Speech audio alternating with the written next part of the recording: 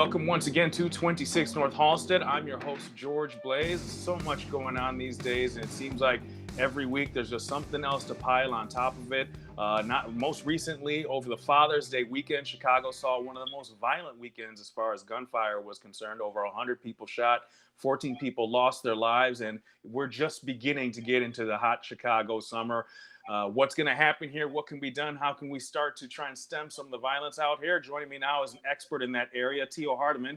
He is Executive Director of Violence Interrupters Incorporated, a nonprofit organization that's been working on this for a long time. Tio, it's good to see you, man. Well, it's an honor to be here with you again, Mr. George Blaze. It's really an Well, honor. absolutely, and unfortunately, here we are, another circumstance where when we get together and talk on this show, it's always because something bad has happened.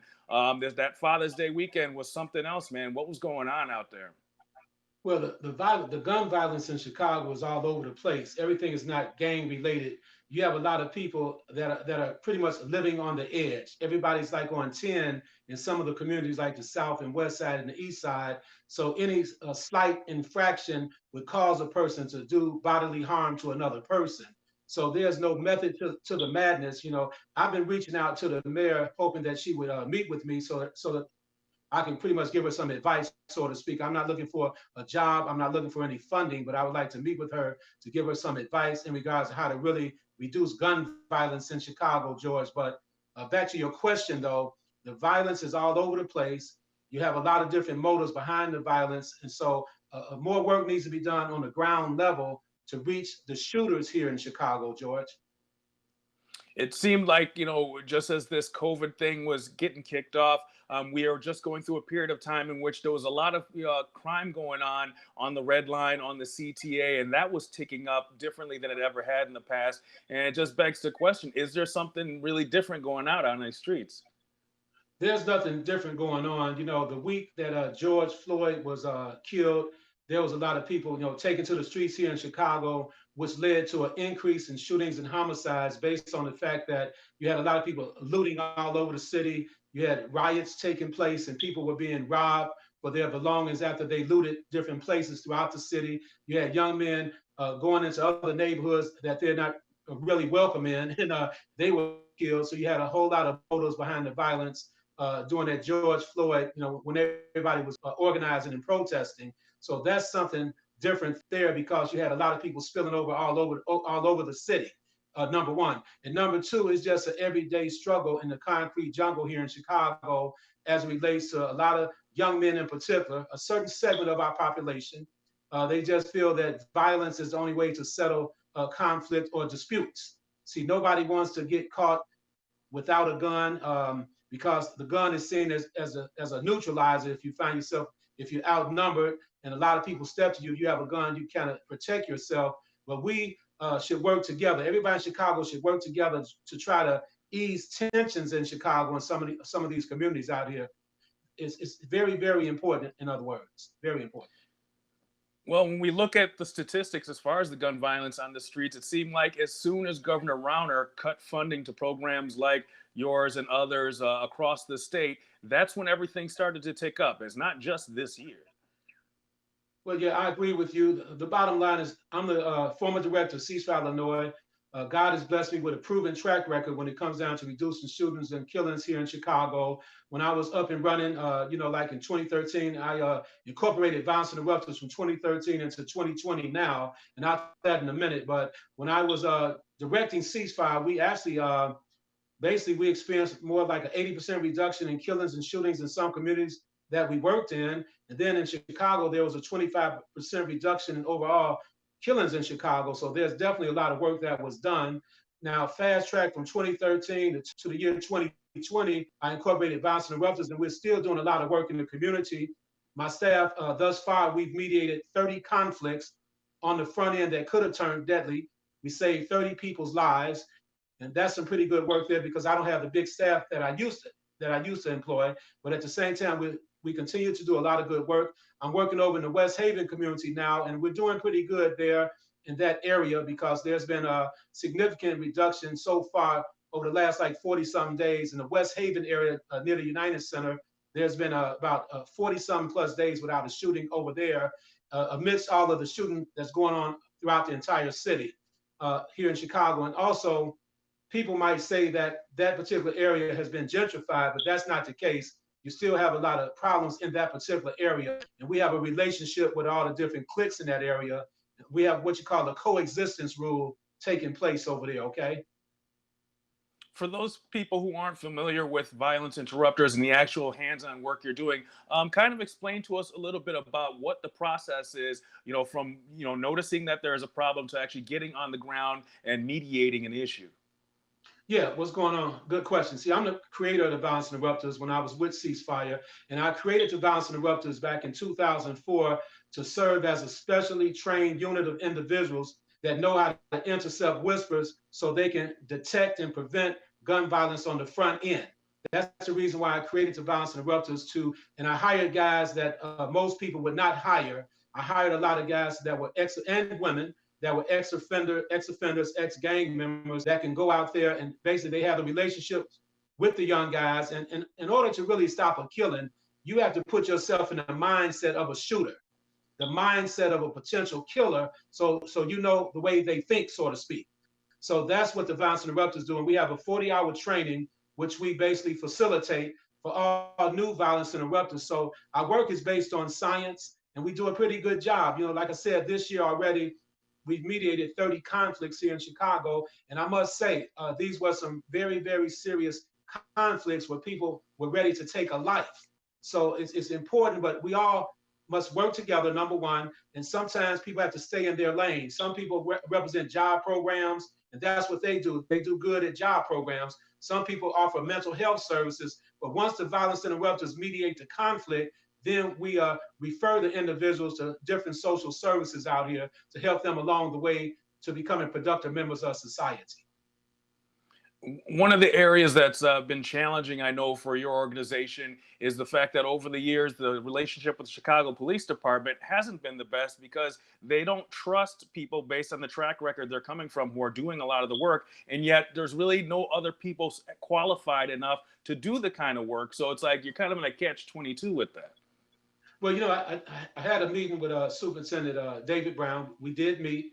I met with one of the high-ranking officials. I think his name is, I don't want to get his title the wrong way, but I think it's he's a chief Cato over on the west side of Chicago. So I'm doing my best to kind of rebuild our relationship with CPD on a positive level here. I think I kind of got blackballed because I stood up against police brutality and excessive force like everybody else did. But the only difference between Tio Hardiman is that I stood up against police brutality and excessive force when it was not popular.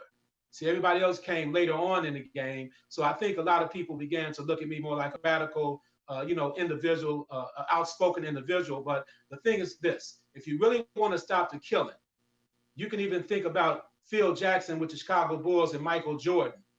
Phil Jackson took a look at Dennis Rodman, in other words. They know Dennis Rodman was kind of outspoken. He had a different personality, but they helped him. He joined the Bulls, in other words. He joined the team, and they won a lot of championships, even though he had some issues, but he was able to help the Bulls win a championship. So what I'm saying, I'm putting a clarion call out to the mayor, to the governor, to the president, and everybody. Let's work together, roll our sleeves up, and make it happen. Let's let go of all the politics and the politricks. If we really want to save lives in Chicago, it's time to bring different people to the table. Plus, I'm the creator of the violence interrupters. I hear the mayor talking about violence interruption work, but I'm the guy that created the violence interrupters. Everybody knows that. So I believe like having me sitting on the bench is like having Michael Jordan sit on the bench, here in Chicago in Game 7 of the NBA Finals.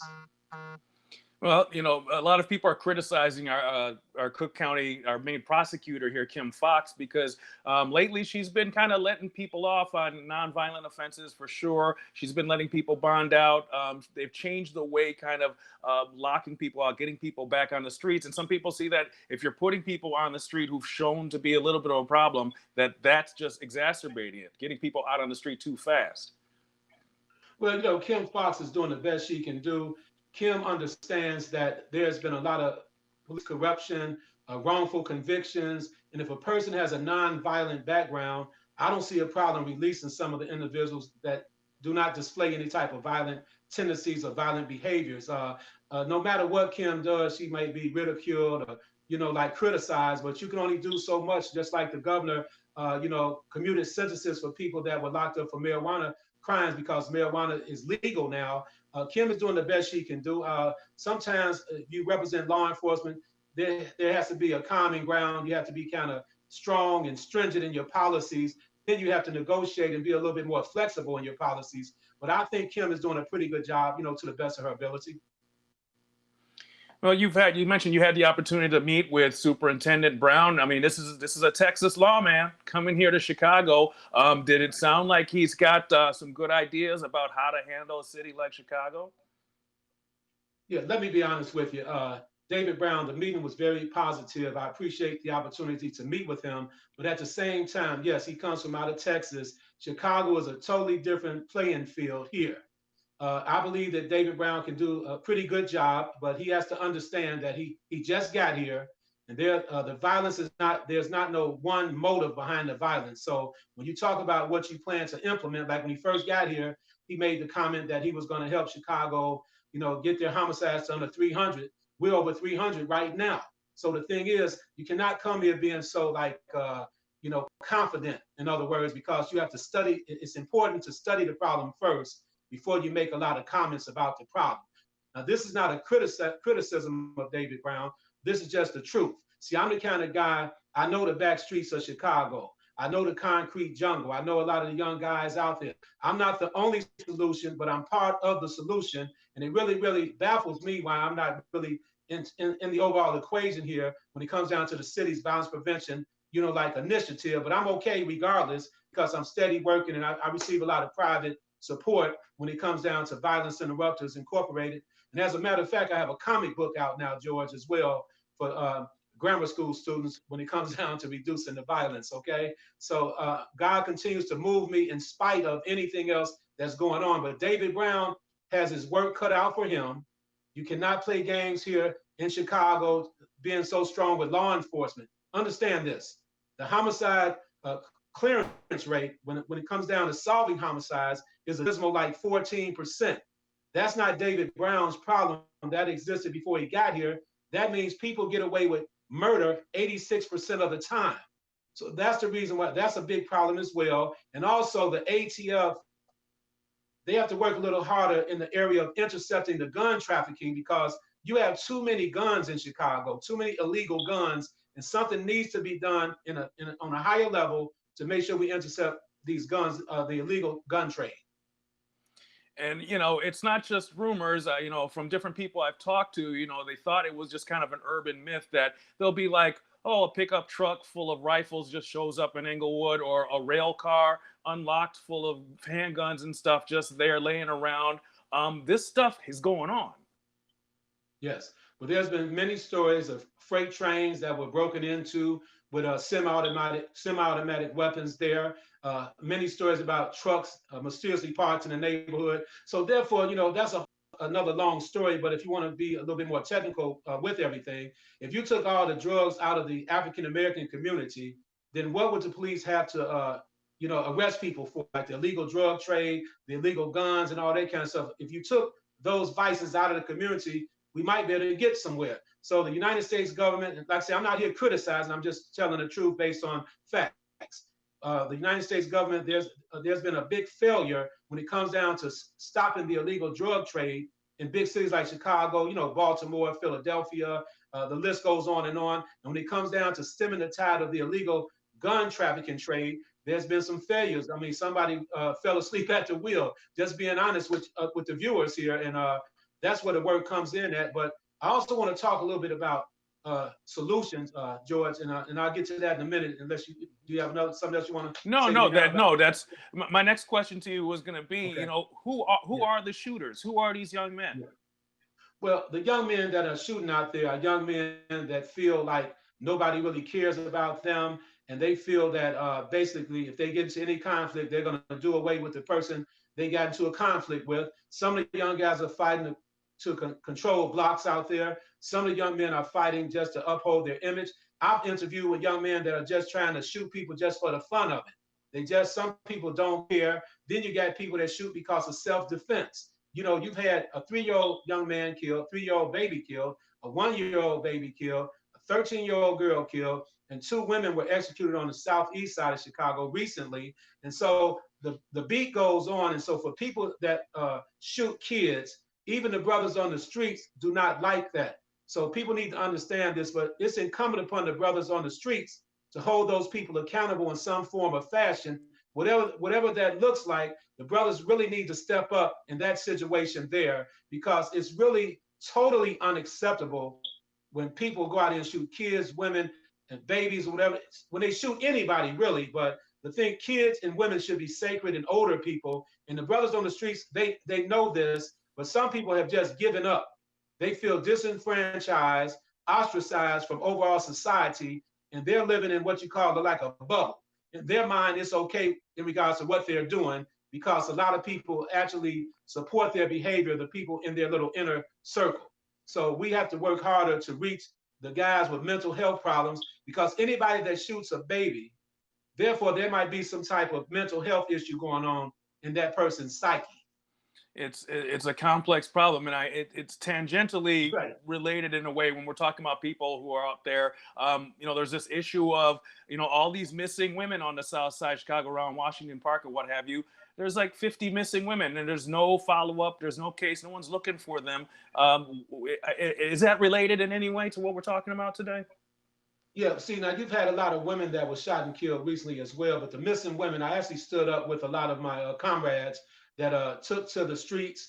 We organized press conferences bringing more attention to the missing women here in Chicago. We actually had a press conference in front of the state of Illinois forensic testing lab, and Governor J.B. Pritzker, he made a comment that, or a statement, that he would provide more resources so that the state forensic lab can process some of the DNA, because there's a big backlog in the DNA process. And so I feel that by the women missing or the women being killed, what's going on is that with all the gun violence, it's overshadowing the missing women right now in Chicago. That's why guys like myself and a lot of other, community leaders, we've done the best we could do to bring it to the public's attention.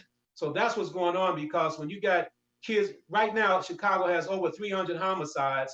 And like I said, just this last weekend, over like 400 people shot, 10 or 16 people killed. It makes no sense. These are unheard of numbers in Chicago over the past 20 years, so to speak. Okay. So we, right now, I don't want to just preach to nobody, but what I would like to say is that I have a plan that can help reduce killings in Chicago. It's non-traditional, but it's also incumbent upon Black men to step up like never before and hit the streets at night. I'm talking about 2,000 or 3,000 men to go out and reach out to the young guys. I'm not talking about march against the guys. I'm not talking about talking down to the young men.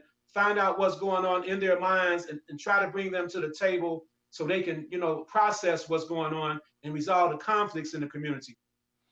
It would seem that with the numbers that we're talking about and the locations where some of these violence is taking place, somebody saw something, and yet somehow nobody says anything. This no snitching thing, is this a real thing, and how do we do away with that? Well, you have to understand the history of the no snitching process.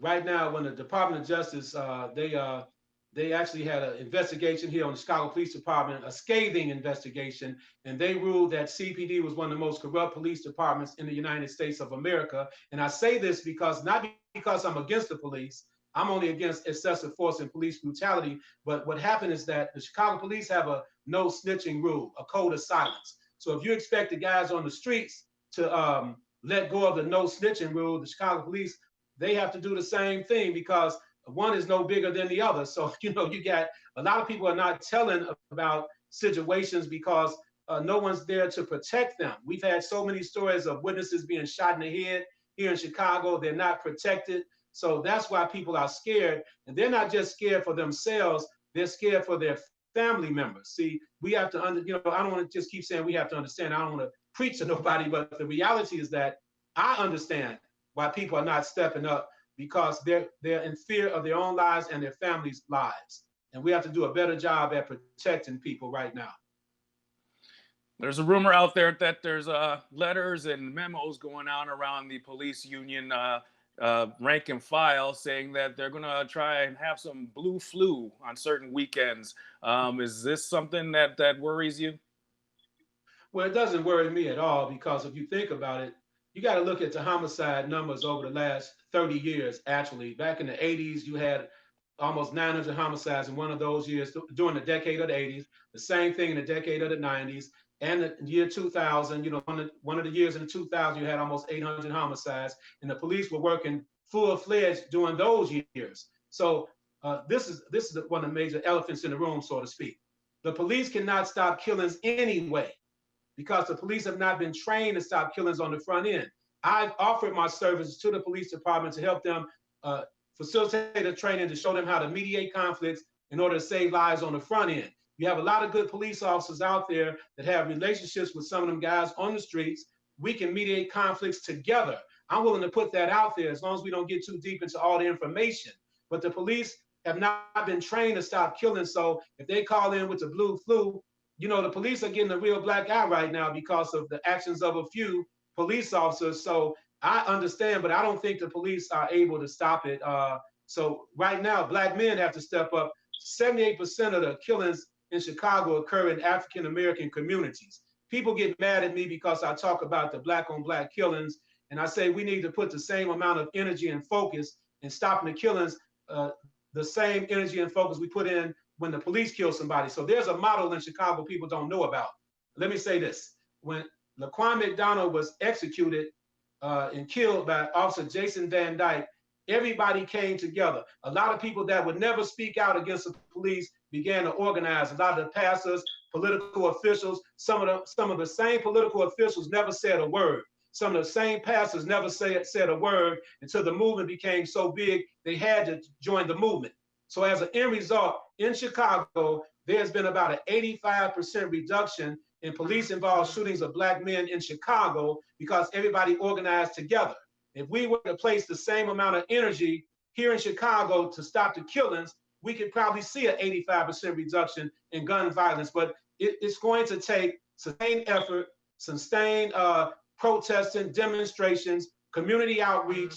We have to, all hands on deck, in other words. We need all hands on deck to really hit them streets in a serious way, not to talk down to the brothers, but to reach out to the brothers, extend an olive branch to the young brothers, and try to work out everything that's going on in these particular neighborhoods. If someone were to drop a $10 million check at Violence Interrupters Incorporated, what's the first thing you would do? Well, I guarantee the city of Chicago, you give Tio Hardiman Violence Interrupters $10 million, we could reduce the homicide levels by 50% here in Chicago, because I plan to go right to the jugular vein and reach out to all the shooters, all the stick-up guys. I plan to reach the guys that feel that they're not a part of overall society. I plan to go to the deep alleys, to the crevices, to the basements here in Chicago. And see, right now, Chicago needs somebody like me. I'm not just tooting my horn. I want to make that clear. I have a proven track record, but Chicago needs somebody like me that talks like me, that knows how to talk the language of the young men out there and reach them where they are. So, and then I'll join their world and then bring them into my world. And I guarantee the city of Chicago that we would not have to even look back. We could possibly reduce, not possibly, I'm making a guarantee. $10 million, Tio Hardiman reduces gun violence in Chicago by 50%. Homicides, reduce homicides by 50% here in Chicago. I have a proven track record. The list goes on and on. When I was the director of Ceasefire Illinois, the Department of Justice, they actually evaluated ceasefire under my leadership, and it was proven that ceasefire works. So that's part of my results as well. I know a lot of people taking credit for it. And then also when I created the Violence Interrupters, the Department of Justice cited that Violence Interrupters were like a groundbreaking type of a new position in the field of violence prevention. So there's a lot to look at as far as proven efforts and everything. But people are talking about interruption, but it's important to talk to the creator of the Violence Interrupters. But George, I also have a restorative justice model that I think would be great for Chicago, which includes peace circles, healing circles, so people can heal from a lot of the pain, and victim offender reconciliation processing, where we can bring the people together so we can kind of overcome the hurt, the pain, and overcome the spirit of revenge. And that's the reason why I want to meet with the mayor, just to educate her or provide her with some advice. I'm not looking for her to do anything for me, nothing that she doesn't really want to do. Let me make that clear. But I would like to just meet with her, give her some advice, because it's not really, the violence is not because of a lack of jobs all the time. The violence, like I said, is all over the place, and the mayor knows what I'm talking about. It's just a matter of having a sit-down session with her, because I know a lot of people come there and say, well, I need money, I need a job. That's not what Tio Hardiman is trying to do. For independent people out here in Chicago, throughout the world, if you want to look me up, my website is violenceinterrupters.org. You can look me up. I'm a proven leader when it comes down to reducing gun violence. I'm just waiting for an opportunity. I'm never going to stay on the bench. I want to say that, but I'm waiting for an opportunity to get all the way off the bench and get all the way back into the field so we can really make a difference. Well, Tio, we got a long, hot summer ahead. I know you're going to be out there doing the work, and hopefully as we get towards the end of summer, we can talk more and see what the results are and what else we need to do. Thank you so much. Good to see you. Good to see you in good health, man. Keep that mask on, social distance, 6 feet. Yes, without a doubt. And, I want to say this, I was able to complete 700 jumping jacks the other day and 700 leg lifts. So I'm doing the best to keep a soldier's mind. Absolutely. Thank you so much, Tio. And thank you all for joining us. We'll see you next week right here on 26 North Halsted.